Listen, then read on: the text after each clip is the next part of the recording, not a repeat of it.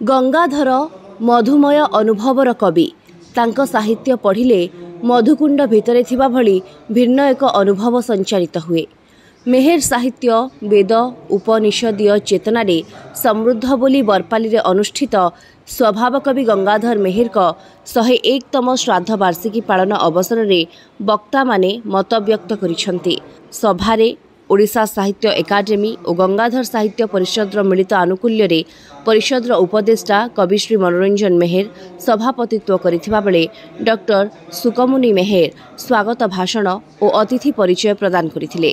बरगढ़ अतिरिक्त जिलापाल श्री महेंद्र कुमार महापात्र मुख्य अतिथि भाव में जोग देथिबा बेले विशिष्ट समालोचक और अभिनेता डॉक्टर पुरुषोत्तम मिश्र मुख्य वक्ता भाव में जोग देथिले।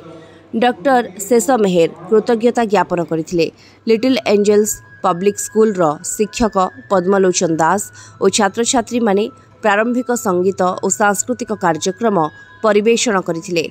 एही अवसर में परिषद सभापति प्रोफेसर डॉक्टर मणिन्द्र कुमार मेहेर को रचित 3टी पुस्तक अर्जुन अनुदात्ता मो चिबुक्रे गंगाधर को स्नेह चिन्ह एवं गंगाधर रवीन्द्र उन्मोचित होइथिला।